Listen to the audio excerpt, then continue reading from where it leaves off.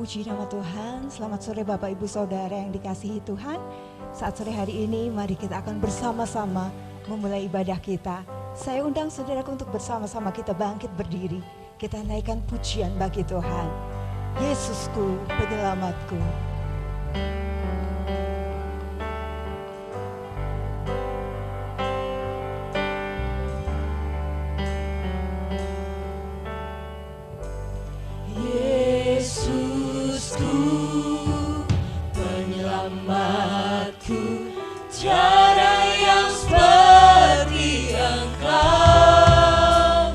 Setiap hari ku memuji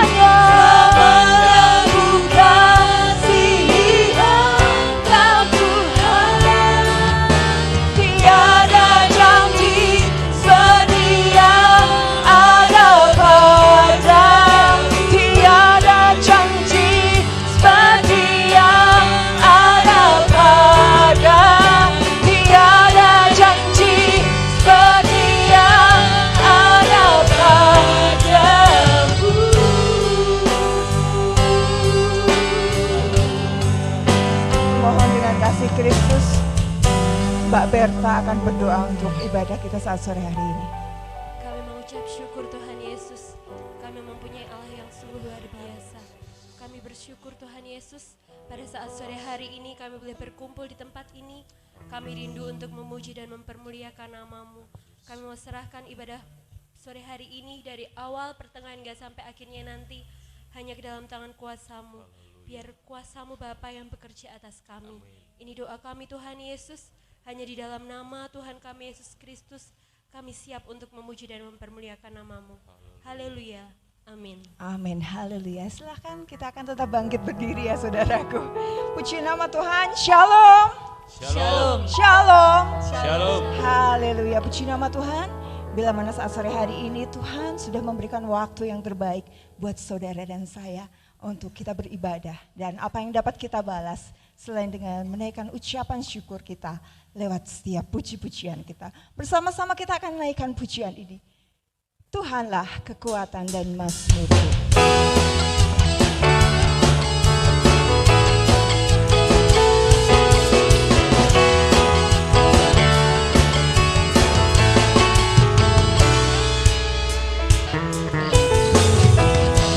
Tuhanlah kekuatan dan mazmurku, gunung batu dan keselamatanku. Hanya padamu hatiku percaya, Kaulah menara dan kota perlindungan. Tuhanlah kekuatan dan mazmurku, gunung batu dan keselamatanku. Hanya padamu hatiku percaya, Kaulah menara dan kota perlindungan. Ku tak selalu bersyukur sebab cintamu padaku takkan pernah berubah. Hatiku percaya, walau bumi bergoncang, gunung tunduk beranjak, namun kasih setiamu tak pergi dariku.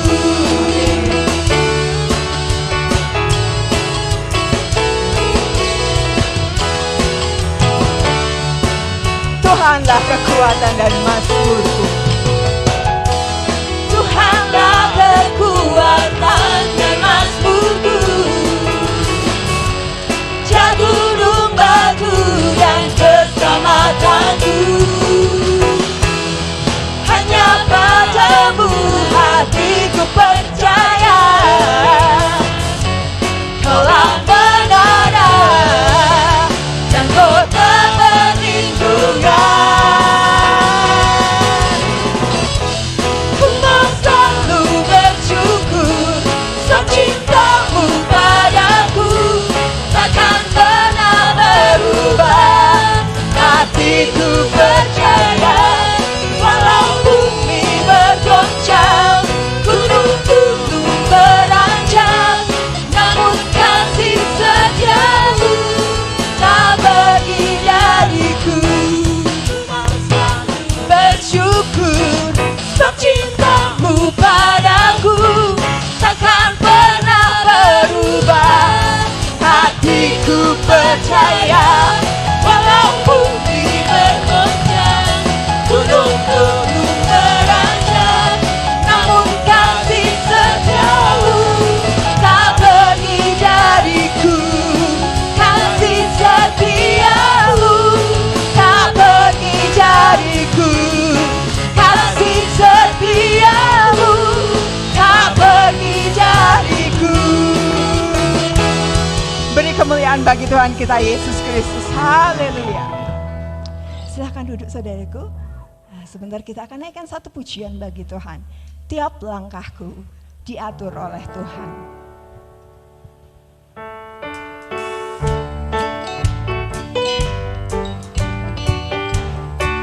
Haleluya. Kita naikkan pujian ini.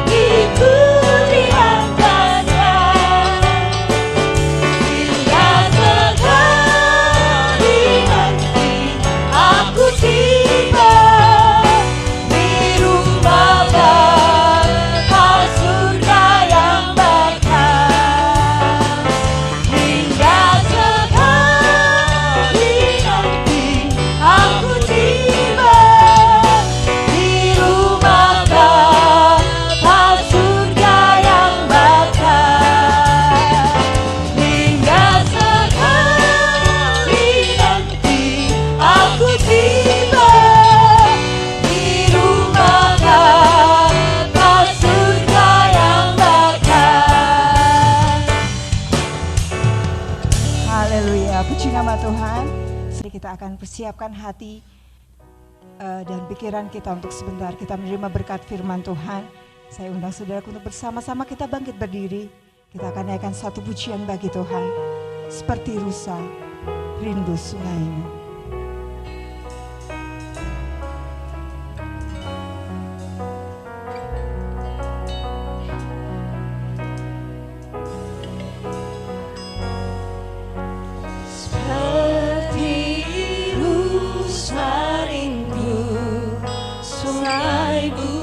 Jiwaku rindu Engkau, Kaulah Tuhan hasrat hatiku, ku rindu menyembahmu. Seperti rusa rindu, seperti rusa rindu sungaimu. Jiwaku rindu Engkau, Kaulah Tuhan hasrat hatiku, ku rindu menyembahmu. Engkau kekuatan dan perisaiku, kepadamu rohku berserah. Kaulah Tuhan hasrat hatiku, ku rindu menyembahmu. katakan Yesus, Yesus. Yesus, Yesus, Kau berarti bagiku. Yesus, Yesus, Kau segalanya bagiku.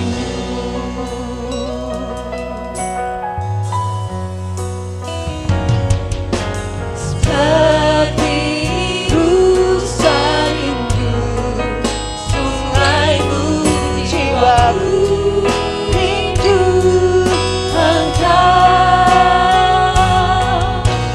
Kaulah Tuhan hasrat hatiku, ku rindu menyembahmu. Engkaulah kekuatan dan perisaiku, kepadamu rohku berserah. Kaulah Tuhan hasrat hatiku, ku rindu menyembah. Yesus, Yesus.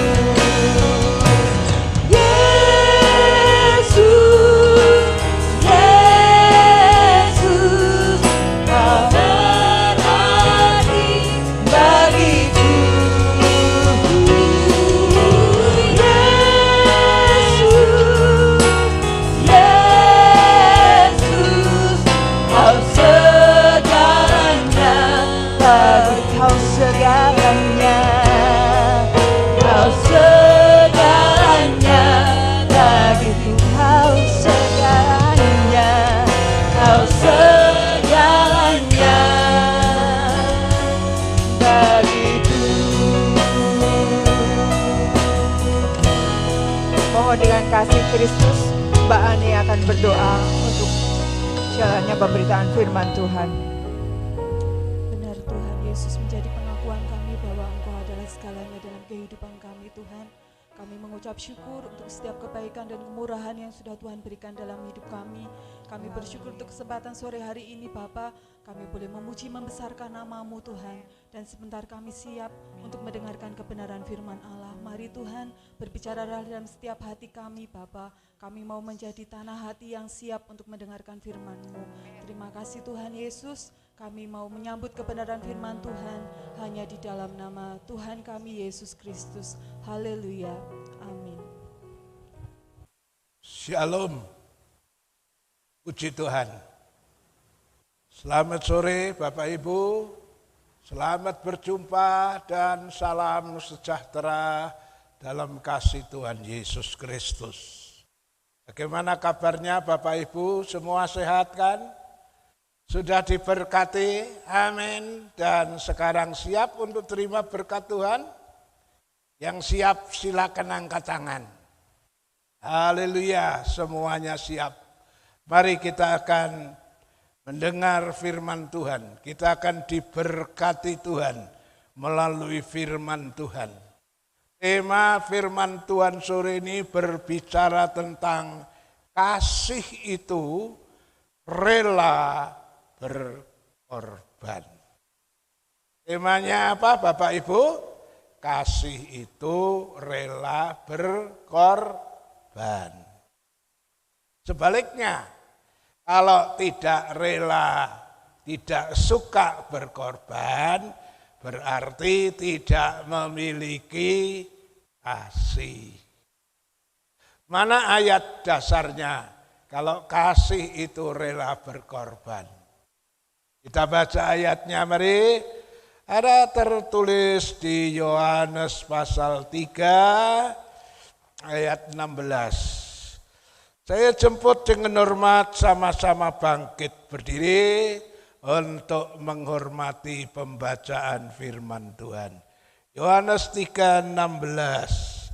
Karena begitu besar kasih Allah akan dunia ini, sehingga Ia telah mengaruniakan, Ia telah memberikan, Ia telah mengorbankan anaknya yang tunggal, supaya setiap orang yang percaya kepadanya tidak binasa, melainkan beroleh hidup yang kekal. Allah sudah membuktikan, Allah sudah memberikan contoh bahwa kalau kasih itu selalu ditandai dengan rela berkorban atau suka berkorban. Allah sudah memberi contoh, membuktikan. Karena Allah mengasihi isi dunia ini. Ya, walaupun dunia ini sudah jatuh dalam dosa, Allah mengasihi manusia yang ada dalam dunia ini. Memang Allah itu membenci dosa, tetapi Allah mengasihi orang-orang berdosa. Ya, sehingga karena itu Allah mengaruniakan, Allah memberikan, Allah mengorbankan anaknya yang tunggal. Siapa itu? Tuhan Yesus Kristus. Dia didatangkan ke dunia menjadi manusia. Dia dikorbankan di atas kayu salib. Di atas kayu salib sana dia menanggung kutuk yang seharusnya jatuh dalam kehidupan manusia yang berdosa ini. Supaya apa? Supaya kita bebas dari kutuk dan hukuman. Karena kutuk dan hukuman ini telah dipikul, ditanggung oleh Tuhan Yesus di atas kayu salib.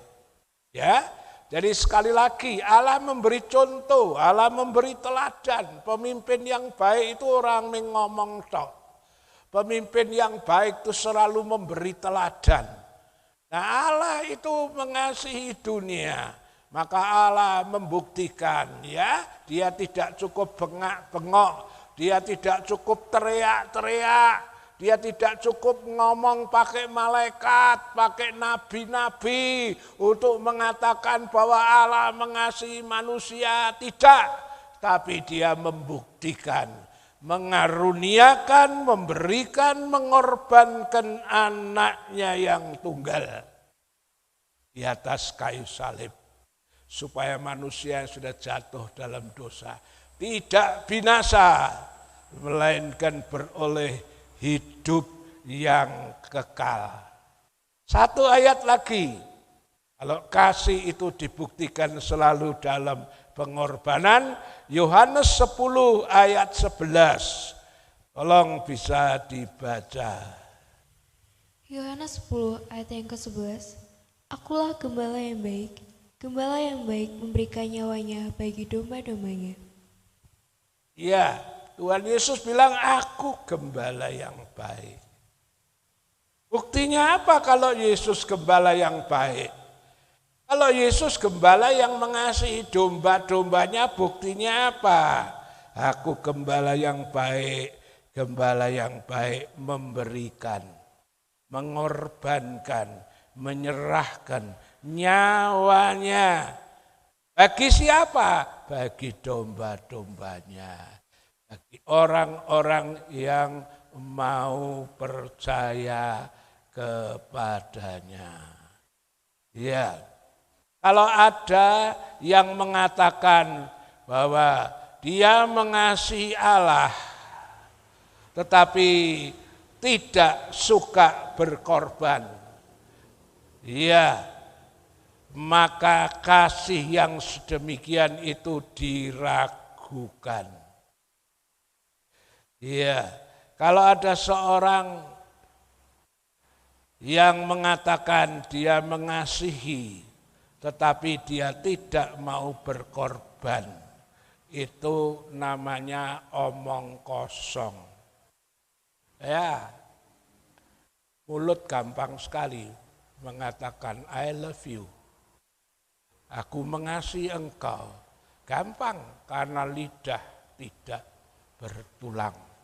Tapi kasih yang sebenarnya harus dibuktikan melalui perbuatan pengorbanan. Ayatnya mana? 1 Yohanes 3 ayat 18. 1 Yohanes 3 ayat yang ke-18. Anak-anakku, marilah kita mengasihi bukan dengan perkataan atau dengan lidah, tetapi dengan perbuatan dan dalam kebenaran. Anak-anakku. Ayat ini dimulai dengan kata anak-anakku. Berarti ayat ini ditujukan untuk orang Kristen, untuk anak-anak Tuhan, bukan orang luar yang tidak percaya. Anak-anakku ini menunjukkan orang-orang yang Kristen yang percaya Tuhan Yesus. Sebab di Yohanes 1:12 mengatakan seberapa banyak orang yang percaya menerima dia diberi kuasa untuk menjadi anak-anak Allah. Ya, jadi kalau kalimat ini dimulai dari kata anak-anakku, ayat ini sangat spesial untuk orang Kristen, untuk anak-anak Tuhan yang sudah percaya sama Tuhan Yesus. Apa beritanya? Apa perintahnya? Marilah kita mengasihi bukan dengan perkataan. Yang namanya mengasihi, apakah itu terhadap sesama manusia, misalnya terhadap orang tua, terhadap anak, terhadap saudara, terhadap para tetangga sekitar. Istimewa apalagi mengasihi kepada Tuhan.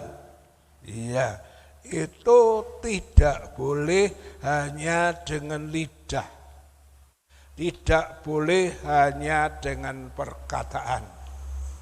Kalau dia bilang mengasihi tapi tidak ada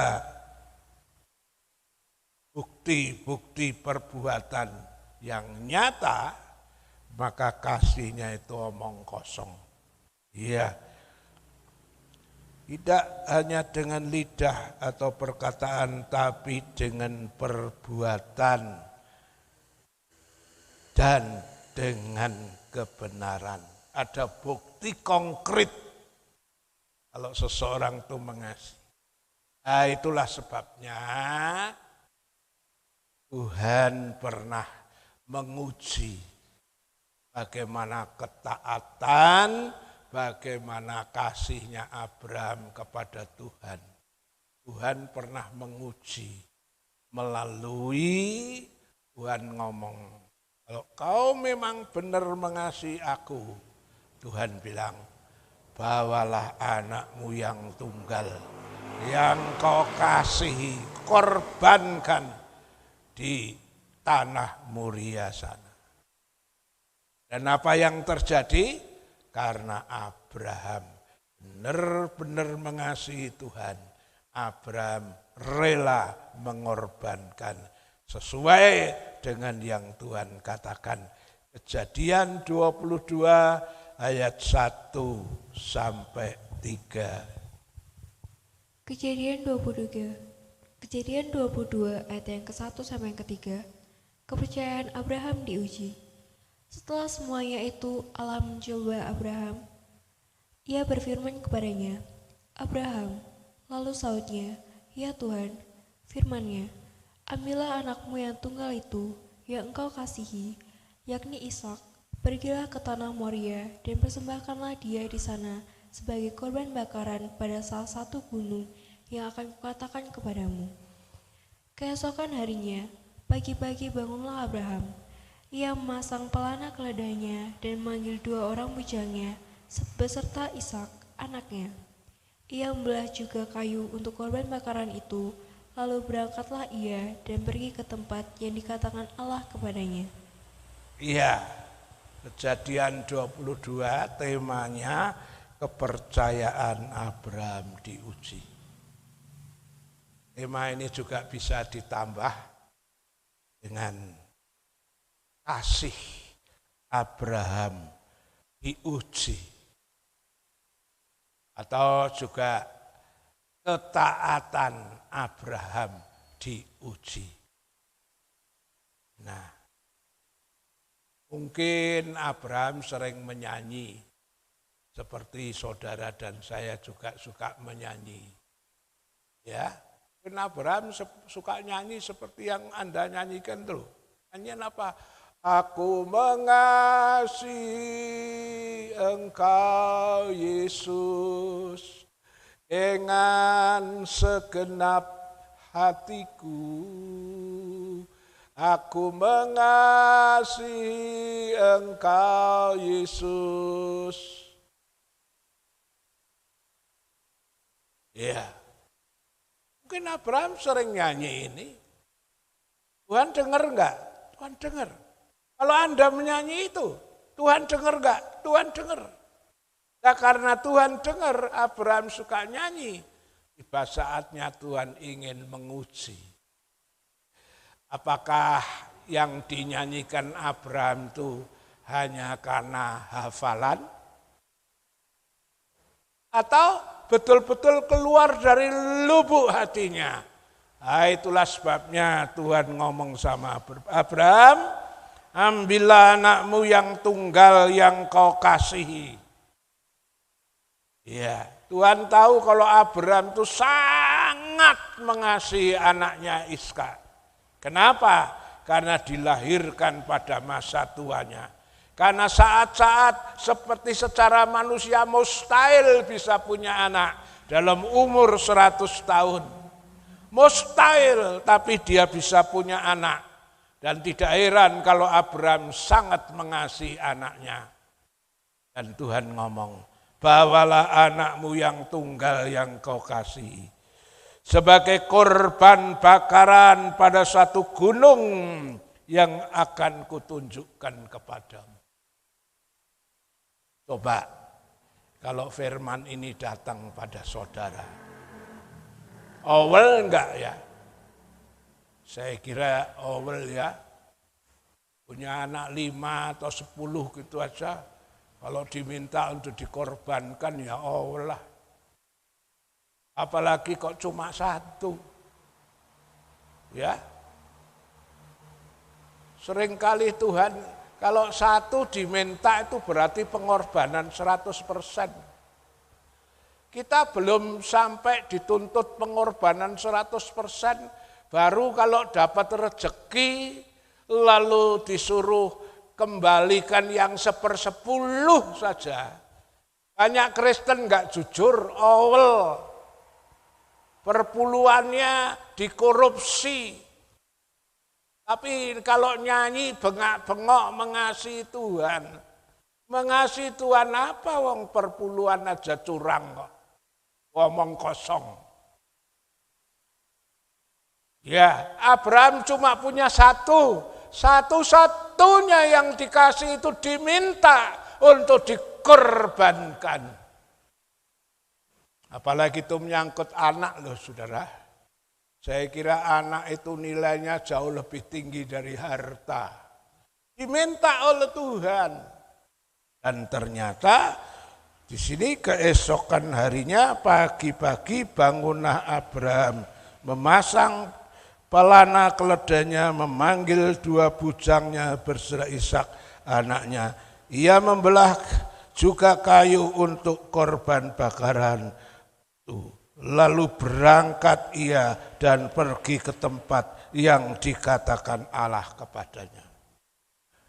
Abraham membuktikan kalau dia mengasihi Tuhan, dia taat, dia nurut, dia mau berkorban sesuai yang Tuhan minta. Nah, itulah sebabnya jangan heran kalau Abraham diberkati luar biasa, jangan meri, jangan iri terhadap berkatnya Abraham. Karena Abraham itu dalam mengasihi Tuhan tidak kepalang tanggung. Punya 1 diminta 1 serahkan. Ya walaupun akhirnya tidak sungguh dikorbankan karena Tuhan sendiri yang ngomong tidak usah sudah karena aku sudah melihat mengerti kau mengasihi. Jangan heran kalau Abraham diberkati luar biasa. Banyak orang Kristen meri terhadap berkatnya orang lain itu kok diberkati luar biasa. Saya kok enggak, periksa dulu. Allah tidak pernah pilih kasih, periksa dulu. Apakah kau sudah taat? Apakah kau sudah nurut? Apakah sudah mengasihi Tuhan? Ditandai dengan suka berkorban, tenaga, waktu, harta, pikiran. Kalau belum, jangan meri terhadap berkatnya orang lain. Mungkin orang lain diberkati karena mereka serius, karena mereka mengasihi Tuhan. Dengan dibuktikan dia nurut firman, dengan dibuktikan dia rela berkorban untuk orang yang dikasihi. Bicara soal berkorban, saudara, tidak selamanya berupa uang. Ya, apalagi golongan orang medit itu biasanya kalau nyinggung soal korban pikirannya lalu duit, pikirannya lalu uang, wah duitku kelong meneh. Ingat ya, berbicara soal korban tidak selamanya berupa uang, tidak selamanya berupa materi, tetapi bisa bermacam-macam. Misalnya berkorban waktu. Ya, saat engkau datang dalam kebaktian, engkau sedang mengorbankan waktumu, mestine iso dodolan, iso nyambet gawe, waktune ngurusi mbakon, wah, terpaksa ditinggal sebentar. Ini korban waktu ya. Juga saat saudara misalnya masuk dalam doa penyembahan berjam-jam, ya, saat teduh dengan Tuhan, itu saudara sedang mengorbankan waktu.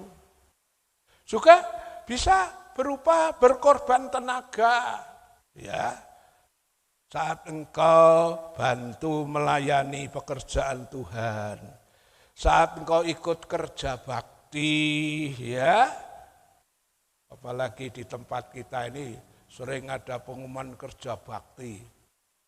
Ya, mulai dari bangun tembok roboh sampai bangun gereja itu, wah, kerja bakti. Ya, saudara yang mengasihi Tuhan tidak awal tenaganya, waktunya untuk ikut kerja bakti. Ya, Bisa juga pengorbanan itu bisa berupa pengorbanan pola pikir. Pola pikir dalam bahasa Jawa mungkin iguh partikel. Ikut mikirkan untuk pekerjaan Tuhan. Bagaimana supaya pekerjaan Tuhan maju. Piye carane, saudara ikut mikirkan.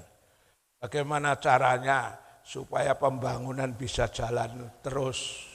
Saudara ikut mikir ke, piye carane supaya bisa mendapat dana masuk. Saya sudah berkorban banyak ya, sekarang saya sudah rasanya gitu ya. Tapi saudara mengasihi Tuhan, saudara bisa berpola mikir sopo ya. Dulurku, anakku, ponakanku, sing urung ikut cawe-cawe. Saya kasih tahu supaya anak-anak saya itu saya kasih tahu ada pembangunan, ayo bantu. Nah ini iguh partikel. Barangkali anakmu, ponakanmu, saudaramu yang belum terlibat, kasih tahu supaya mereka bisa membantu. Nah ini iguh partikel. Saya lihat ada beberapa di sini yang iguh partikel, mulai pikir bagaimana cari dana. Wah, saya lihat itu tanah sebelah ditanami. Ya, apa itu? Sarimun apa sama pang siapa? Nanemi tanaman. Ya, benih tembakau, akhirnya dijual, bisa dapat 8 rit pasir. Ini iguh partikel. Ya, bagaimana caranya mikirkan supaya ada dana masuk. Ya. Mbak Asih sering kali njawili konco-koncone. Sing nang Jakarta akeh sing dijawili itu. Wah, korban dari konco-koncone Mbak Asih itu cukup banyak itu. Koncone Mas Suryanto juga itu dijawil. Wah, mereka kirim pengorbanan, iya, dana untuk pembangunan. Nah ini namanya pengorbanan pola pikir, iguh partikel. Ya, dan masih banyak yang tidak saya sebut, tapi ikut terlibat dalam pengorbanan pola pikir, iguh partikel, ngiguh kepiye carane. Iya. Tapi juga ada juga jenis pengorbanan lain yang sangat besar dan sangat berkenan sama Tuhan. Selain tenaga, waktu, harta, pikiran, ada lagi jenis pengorbanan yang besar dan itu sangat berkenan sama Tuhan. Apa? Yaitu menyerahkan hati, mengorbankan hatinya kepada Tuhan. Coba kita baca ayatnya, Amsal 23 ayat 26. Amsal 23 ayat yang ke-26. Hai anakku, berikanlah hatimu kepadaku, biarlah matamu senang dengan jalan-jalanku. Ya, ayat ini mengatakan hai anakku. Sekali lagi kalau ada kata anakku, ini ditujukan orang percaya, bukan orang luar. Orang yang sudah percaya Yesus, karena seberapa banyak yang percaya menerima Dia, diberi kuasa menjadi anak-anak Allah. Hai anak-anakku, berarti spesial untuk orang Kristen, anak Tuhan yang percaya Yesus. Berikanlah hatimu kepadaku. Ya, jadi Tuhan tidak menuntut kita hanya cukup ibadah, stor muka, rogone neng gereja, ya. Tapi hatinya jauh dari Tuhan, tidak. Persembahan yang sangat besar, berkenan sama Tuhan. Ketika kita mau memberikan hati kita. Berikanlah hatimu kepadaku. Biarlah matamu senang dengan jalan-jalan. Ini satu persembahan yang sangat berkenan. Satu ayat lagi itu. Ya, Wahyu 3:20. Tuhan ingin kita mempersembahkan hati, membuka hati kita untuk mempersilahkan Tuhan masuk dalam hati kita, dalam hidup kita. Wahyu 3:20. Wahyu 3 ayat yang ke-20. Lihat, aku berdiri di muka pintu dan mengetok. Jikalau ada orang yang mendengar suaraku dan membukakan pintu, aku akan masuk mendapatkannya dan aku akan makan bersama-sama dengan dia dan ia bersama-sama dengan aku. Firman Tuhan bilang, aku berdiri di muka pintu. Di muka pintu hatimu, pintu kehidupanmu, dan aku mengetuk. Tuhan itu oknum yang sopan, beradab. Jadi kalau mau masuk itu dia ketok. Tuhan bukan tipe perampok. Kalau perampok itu dobrak masuk dengan paksa. Kalau Tuhan itu pribadi yang sopan, yang tahu aturan, pribadi yang lembut. Kalau dia mau masuk dia ketok. Aku berdiri di muka pintu, pintu hatimu, pintu kehidupanmu. Aku mengetuk pintu. Siapa yang punya kepekaan? Mendengar. Dan memang dia mengasihi Tuhan. Dia bertindak membukakan pintu. Itu hak asasi itu. Tuhan mengetuk. Tapi hak asasi Tuhan memberi manusia itu hak asasi. Menerima atau menolak itu bukan keharusan tapi itu pilihan.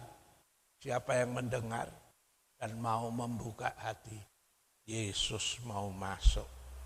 Ya, dan ketika saudara mempersilahkan Yesus masuk dalam ruang hati hidupmu, akan ada pesta luar biasa. Aku akan makan, minum sehidangan dengan engkau. Ya, jadi pengorbanan tidak selamanya uang, tidak selamanya waktu, tenaga, pikiran, tapi yang lebih hebat lagi adalah mengorbankan hatinya, membuka hatinya untuk mempersilahkan Tuhan masuk.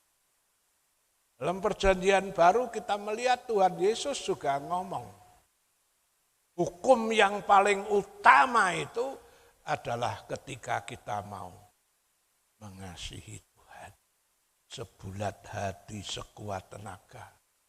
Ya, itu ditulis oleh Matius 22 ayat 37. Coba dibaca. Matius 22 ayat yang ke-37.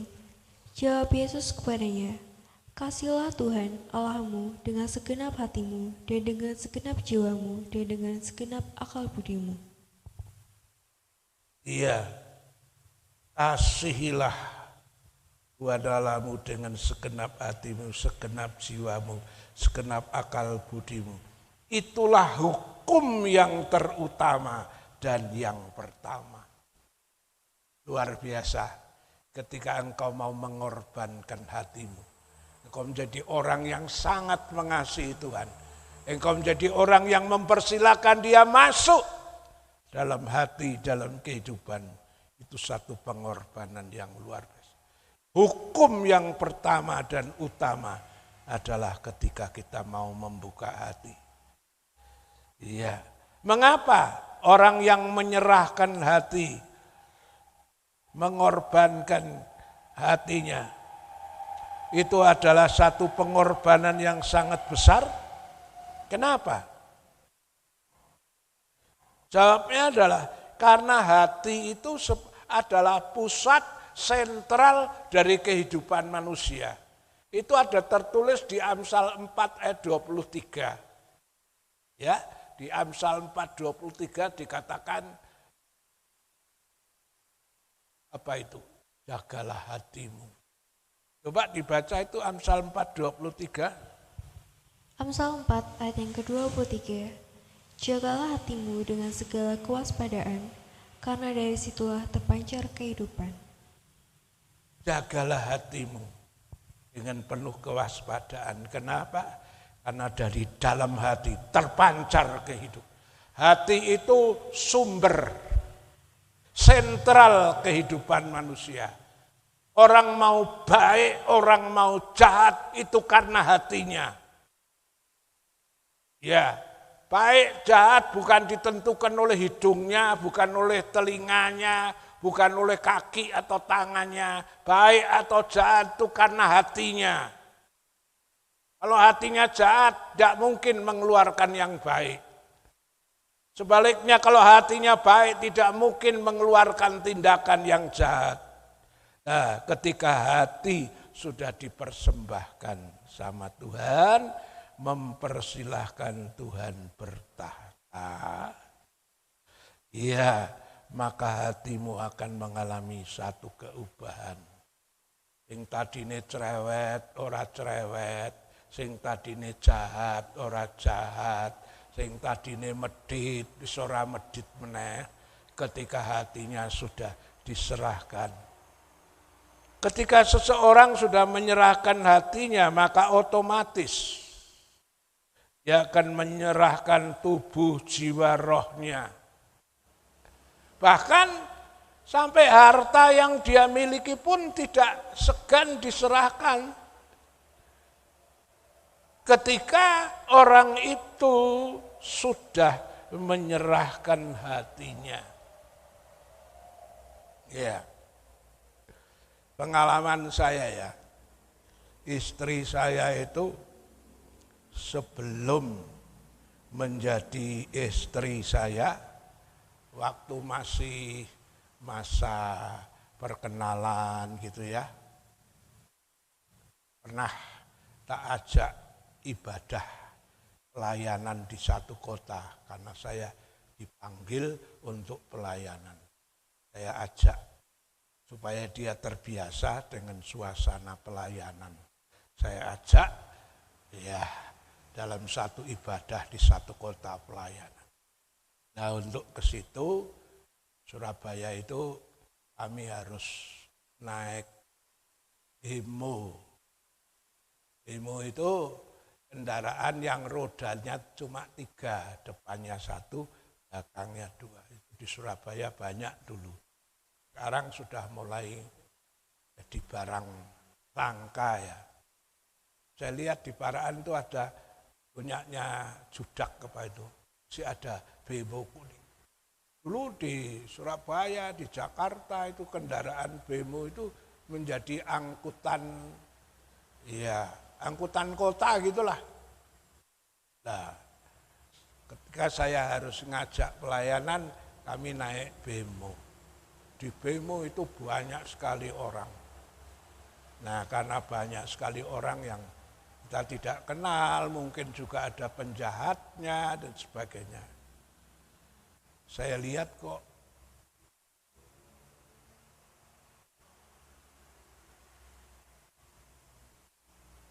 dulu yang sekarang jadi istri saya itu, yang masih jadi teman itu, saya lihat kok pakai perhiasan, ada gelang, ada apa, cincin, kalung.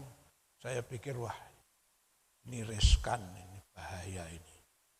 Tengah-tengah keramaian gini, Surabaya bayangkan kota yang ganas sekali. Saya khawatir kalau dijambret atau apa. Saya ngomong gini, untuk keamanan bagaimana? Kalau kalung, gelang, cincinmu dilepas. Lalu sini, tak simpen sama saya bungkus dan semaksud saya taruh di tas Alkitab saya untuk keamanan. Nah, istri saya itu setiti sekali terhadap barang, sehingga dia pikir gini, dia cukup cerdas juga. Dia pikir ini baru kenal. Jangan-jangan nanti kalau udah saya serahkan, jangan-jangan nanti malah dibawa lari. Ya, karena baru taraf kenal. Lalu dia bilang, oh baik, dilepas, tapi dia simpan sendiri di tasnya sendiri, dia pegang erat sekali. Saya juga memaklumi, karena ya belum ada lamaran apa, dia pikir jangan-jangan saya pemuda yang mau ngapusi gitu. Saya cukup maklumi, ya wis ora apa-apa, yang penting rasa dinggu kebebiar nanti mengundang bahaya. Iya, cukup hati-hati. Tapi saudara, setelah setahun kemudian setelah kami nikah, waktu saya butuh sesuatu, ya waktu itu belum punya sepeda motor, butuh kendaraan sepeda motor, saya ngomong saya ada duit segini, mau beli kendaraan untuk pelayanan, tapi uangnya kurang. Dengan segala senang hati, dia lepas perhiasannya dan dia bilang, mari kalau mau dipakai beli sepeda motor atau apa, silahkan, karena itu untuk pelayanan. Jadi saya pikir 1 tahun lalu dengan setelah menikah, beda jauh kan. Orang kalau sudah mengasihi, menyerahkan hati hidupnya, udah termasuk hartanya kalau perlu diserahkan orang. Dulu dalam waktu masih kenal ya khawatir jangan-jangan saya pemuda yang mau melarikan perhiasannya. Dia cukup ekstra hati-hati, waspada. Tapi setelah resmi, karena hatinya sudah diserahkan, bahkan semua perhiasannya dia malah tawarkan untuk saya jual untuk pakai beli sepeda motor dan yang lainnya. Begitu juga dengan orang Kristen, saudara. Kalau orang Kristen sudah menyerahkan hatinya, maka dia akan menjadi orang Kristen yang tidak medit lagi. Anda dari Kristen yang serius itu ditandai orang medit, orang kikir untuk Tuhan. Ya, coba kita lihat bukti. Kalau Raja Daud itu seorang yang mengasihi Tuhan, dia buktikan ora awel, ora medit, ora eman-eman untuk Tuhan. 1 Tawari 29 ayat 3 sampai 9. Ya, tolong dibaca. 1 Tawarik 29 ayat yang ketiga sampai yang ke-9. Lagi pula oleh karena cintaku kepada rumah Allahku, maka sebagai tambahan pada segala yang telah kusediakan bagi rumah kudus, aku dengan ini memberikan kepada rumah Allahku dari emas dan perak kepunyaanku sendiri. 3.000 talenta emas dari emas Ofir dan 7.000 talenta perak murni untuk menyalut dinding ruangan, yakni emas untuk barang-barang emas dan perak untuk barang-barang perak, dan untuk segala yang dikerjakan oleh tukang-tukang. Maka siapakah pada hari ini yang rela memberikan persembahan kepada Tuhan? Lalu para kepala puak dan para kepala suku Israel, dan para kepala pasukan 1.000 dan pasukan 100, dan para pemimpin pekerjaan untuk raja menyatakan kerelaannya.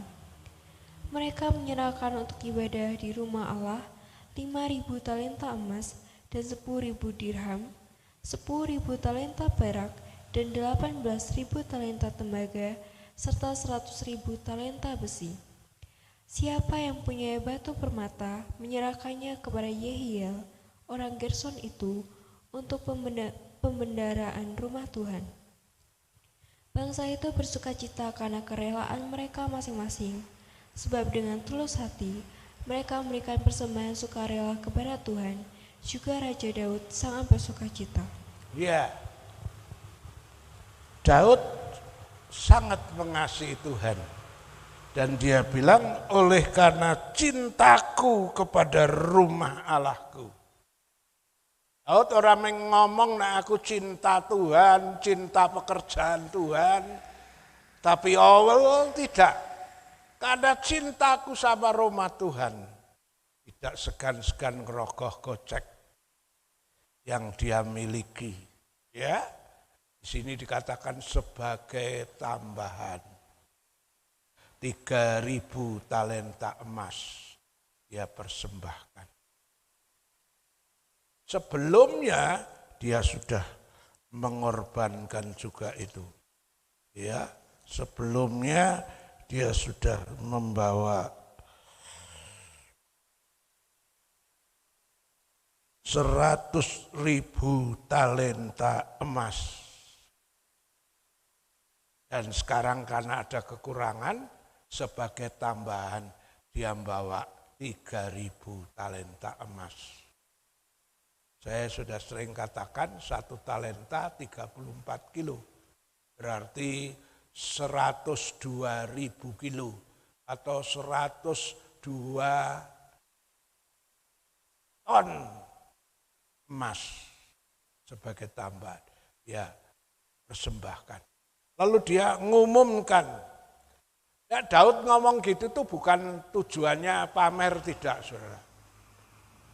Tujuannya Daud ngomong gitu, dia sebagai pemimpin dia mau nyontoni. Ini loh aku sudah berbuat.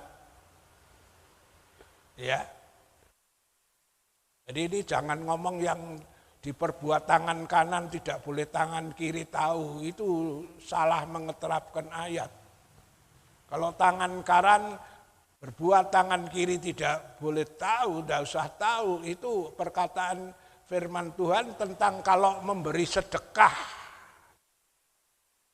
Saudara baca konteksnya di Matius itu. Kalau kau memberi sedekah, memangnya untuk Tuhan itu kayak pengemis memberi sedekah. Kalau untuk Tuhan, Daud nyontoni sebagai pemimpin, dia nyontoni karena itu dia ngomong aku sudah memberi sebagai contoh. Nah akhirnya karena Daud nyontoni maka kalau saudara baca yang lain juga ikut berbuat. Semuanya ikut berbuat. Ada yang korban emas, korban perak, korban permata, ya. Sehingga mencukupi pembangunan rumah Tuhan dan mereka merasa sukacita, mereka merasa diberkati luar biasa. Ya. Dalam Alkitab kita sering melihat Tuhan sering menguji kasih seseorang kepada Tuhan dengan menantang untuk berkorban. Ya. Sekali lagi dalam Alkitab saya sering melihat Tuhan sering menguji kasih seorang kepada Tuhan dengan menantang untuk berkorban. Misalnya tadi Kejadian 22. Tuhan ingin tahu Abraham itu ngasihi Tuhan tenanan toh ngomong toh.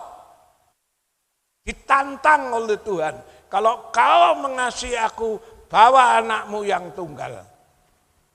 Dan ternyata dalam masa ujian Abraham lulus karena Abraham mengorbankan betul-betul.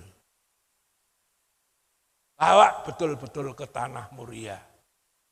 Cuman setelah Tuhan tahu memang Tuhan melarang. Jadi dalam Alkitab saya melihat seringkali menguji kasih seseorang, Tuhan nantang untuk berbuat sesuatu. Iya, misalnya seorang anak muda yang datang kepada Yesus dan ingin menjadi murid Tuhan. Lalu anak muda ini ngomong apa yang harus diperbuat untuk dapat hidup kekal. Tuhan ngomong apa yang tertulis dalam hukum Taurat, jangan membunuh, jangan mencuri, jangan berzina, macam-macam. Dia jawab sudah aku lakukan sejak kecil. Anak muda itu ngomong, sudah kulakukan sejak kecil. Lalu Tuhan ngomong lagi sama anak muda ini. Kalau begitu, satu hal yang kamu kurang. Untuk nantang, buktikan pemuda ini betul-betul mau jadi murid Tuhan, mengasihi Tuhan, ditantang oleh Tuhan, mengorbankan hartanya. Coba kita baca itu, Markus 10, 21, 22. Markus 10 ayat yang ke-21 sampai yang ke-22. Tetapi Yesus memandang dia dan menaruh kasih kepadanya, lalu berkata kepadanya, hanya satu lagi kekuranganmu.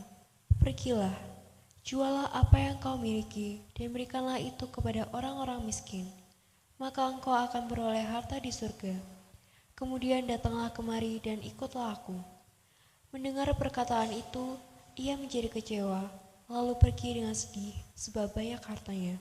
Ya, pemuda ini gagal jadi murid Tuhan. Pemuda ini gagal menjadi pewaris kerajaan Allah. Ketika Tuhan ngomong apa yang tertulis dalam hukum Taurat lakukan, dia bilang, sudah kulakukan dari kecil.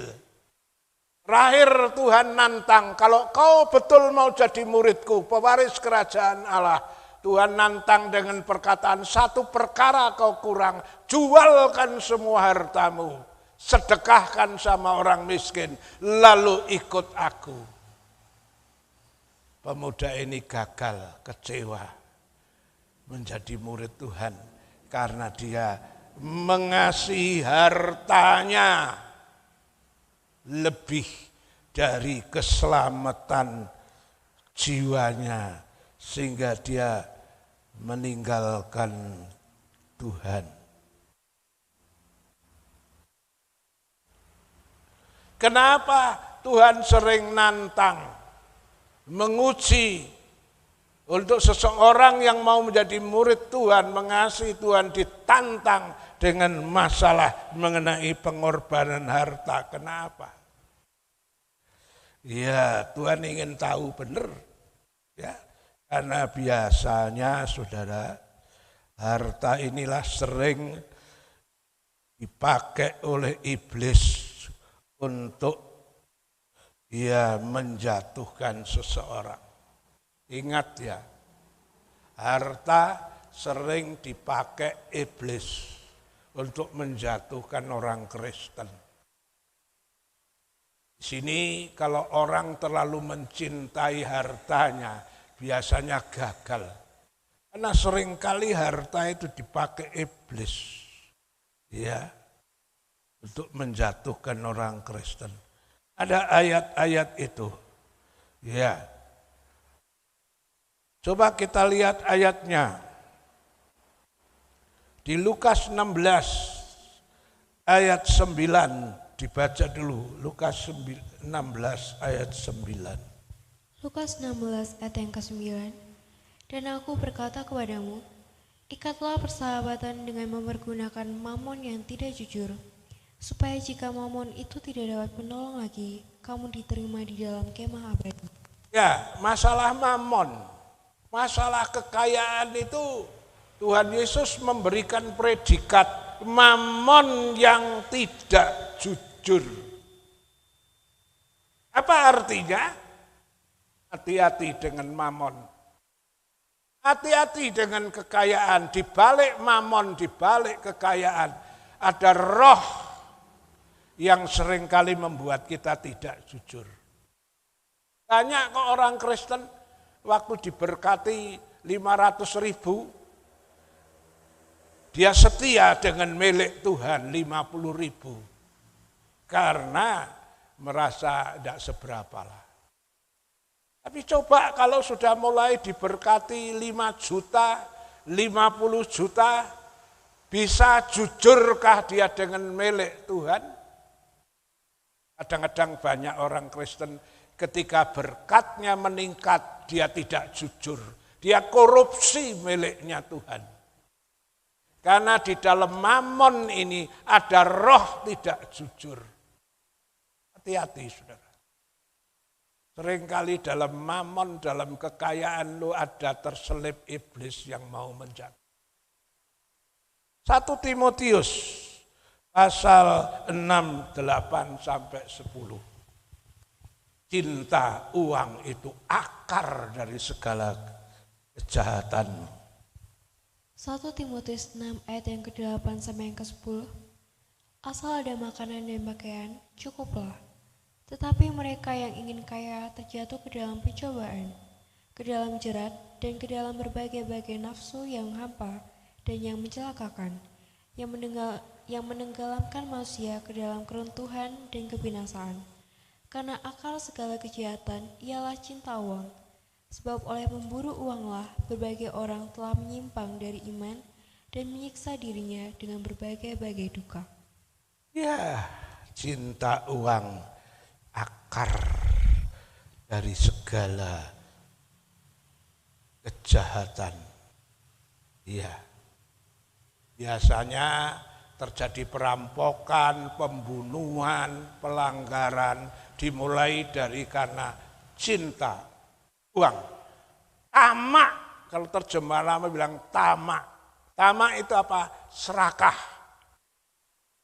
Tidak pernah merasa puas dengan yang Tuhan beri.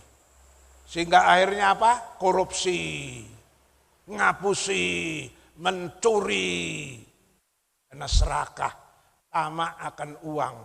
Itu akar penyebab manusia jatuh.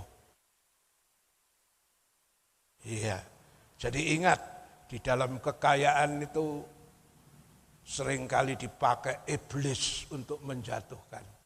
Karena itu marilah kita mau jadi Kristen yang mengasihi Tuhan lebih dari semua. Iya. Seringkali kita lihat Tuhan nantang kekristenan seseorang, kasih seseorang terhadap Tuhan ditantang dengan masalah pengorbanan ini. Kalau dia tidak serius, tentu dia gagal. Satu ayat penutup, Lukas 16 tadi, ayat 10 sampai 13. Barang siapa setia dalam perkara kecil, ia setia juga dalam perkara besar. Barang siapa tidak benar dalam perkara kecil, ia tidak benar juga dalam perkara besar. Jadi, jikalau kamu tidak setia dalam hal mamon yang tidak jujur, ingat, mamon diberi predikat akhiran tidak jujur. Setia dengan para perkara yang kecil, itu dibuktikan, perkara kecil itu dibuktikan dengan setia dengan urusan mamon, urusan harta yang Tuhan percayakan kepada Anda. Dan alat ujiannya biasanya lewat perpuluhan itu. Perpuluhan itu sengaja diadakan sebagai tolak ukur, alat uji, mengukur kejujuran anak Tuhan, mengukur keseriusan anak Tuhan, mengukur kasih seorang Kristen kepada Tuhan. Ya, barang siapa setia dengan perkara kecil, dia akan setia juga dengan perkara besar. Dan ngujinya setia dengan perkara kecil itu lewat mamon. Jadi, jikalau kamu tidak setia dalam mamon, dalam soal kekayaan, iya, siapa akan mempercayakan dengan harta yang sesungguhnya?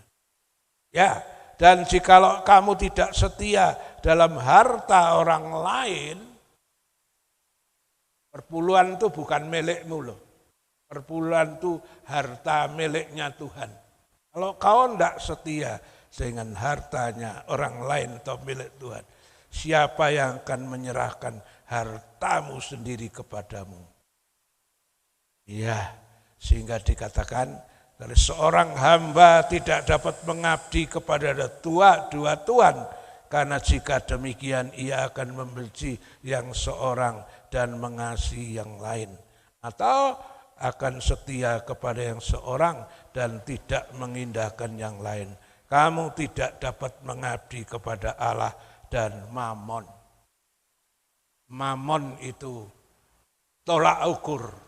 Mamon itu alat uji kejujuran, keseriusan kita sama Tuhan. Kalau kau tidak setia dengan mamon, dengan apa yang Tuhan percayakan, kau tentu juga tidak setia dengan perkara-perkara yang lain. Mari mulai dari perkara kecil. dari mamon, dari kekayaan kita belajar setia. Iya, kalau itu milik Tuhan, serahkan Tuhan. Kalau itu milik orang lain, serahkan kepada orang lain. Jangan melampaui batas. Itu sebagai bukti engkau mengasihi Tuhan. Allah mengasihi kita dan Dia sudah memberikan korban yang besar. Iya, saya tidak tahu yang datang sore ini. Sudahkah engkau mengasihi Tuhan dengan membuktikan taatmu terhadap firman Tuhan? Sudahkah kau mengasihi Tuhan dan membuktikan engkau rela berkorban apa saja untuk Tuhan ketika Tuhan minta? Kalau belum, berarti kasihmu masih diragukan. Amin. Kita akan tunduk kepala, kita akan berdoa. Allah Bapa kami di surga, dalam nama Tuhan Yesus, terima kasih kami mendapat pelajaran Bible Study, pelajaran Alkitab tentang kasih itu rela berkorban. Selamanya kasih kita, ibadah kami, pelayanan kami diuji oleh Tuhan. Terutama diuji lewat apakah dengan ikhlas, apakah dengan tulus kami sudah mengorbankan. Apakah itu waktu, tenaga, harta, pikiran, sudahkah kami dengan segala kerelaan hati mengorbankan. Allah mengasihi kami, Allah memberikan miliknya yang paling berharga, Yesus Kristus untuk kami. Abraham mengasihi Allah, membuktikan memberikan anaknya yang tunggal. Tuhan, apakah jemaatmu sudah membuktikan, apakah kami sudah membuktikan, kalau kami mengasihi Tuhan, dengan rela mengorbankan apa yang kami miliki, yang kau perlukan Tuhan. Biarlah Roh Kudus berbicara lebih lanjut Tuhan. Terima kasih, firman-Mu cukup keras, tetapi mendewasakan kami, supaya kami tidak gagal menjadi murid-Mu. Seperti seorang pemuda yang kaya itu gagal jadi murid Tuhan, karena ternyata dia mengasihi hartanya lebih daripada keselamatan jiwanya. Roh Kudus bantu kami untuk bisa mengasihi Tuhan lebih sungguh. Dalam nama Tuhan Yesus Kristus. Amin. Tidak ada pengumuman lain, cuma doakan terus pembangunan rumah Tuhan sampai selesai. Kalau saudara ada rezeki, silahkan saudara yang mau korban, taruhlah dalam kotak peti pembangunan atau menyerahkan kepada bendahara. Semua akan dipergunakan untuk kemuliaan nama Tuhan.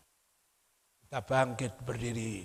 Shalom, shalom, damai Allah turun ke atasmu sekarang.